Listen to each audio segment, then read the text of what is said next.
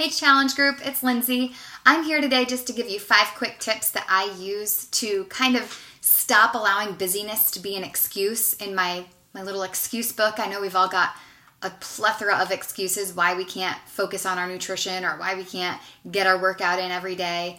And for me, busyness was always a really big excuse. And so the number one way to stop allowing busyness to be an excuse is to stop glorifying it.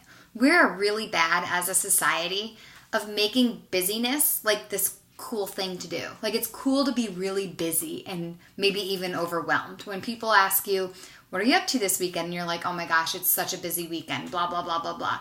Like, let's just not use the word busy anymore.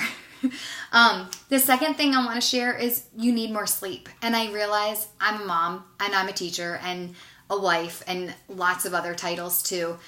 I realize sleep is not something that I usually get enough of, but you do need to try to commit to at least 6 to 7 hours a night, even more if possible. For me, that means at 9:30 at night every night, my phone goes into sleep mode. And I set it automatically to do that, and that means if you text me after 9:30, I'm probably not going to respond. Doesn't necessarily mean I'm asleep, but it does mean I'm in bed and I'm gearing up for sleep at that point. The third thing that I do to try to eliminate the busyness excuse is to maximize my time. As a teacher, coach, mom, wife, there's no way that I would be able to do all these things without maximizing the time that I put into them.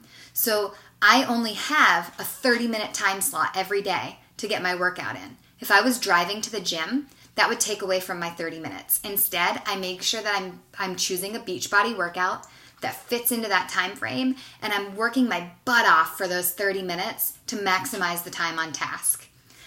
The fourth tip is to plan, and this one's kind of hard, especially in the beginning. I still struggle with meal planning, but I've decided that every Sunday for about an hour while my son naps, I'm going to focus on planning, and that means I'm planning out my menu for the week, I'm planning out my grocery list based on that menu, and then I'm also scheduling my workouts. I'm actually writing them down in my calendar, what I'm going to do each day. And I plan my workouts for the morning because if I don't plan them for the morning, as a mom to a 2-year-old, I can't guarantee they're going to get done until like 9:30 at night. And for me, that's not happening because number 2 was sleep more. And lastly, you have to stop putting yourself on the back burner. I know as a mom, as a female in general, we have this tendency to really guilt ourselves into not taking care of ourselves, not investing money in ourselves, not investing time in ourselves, and just feeling really bad if we do anything that doesn't necessarily have somebody else in mind.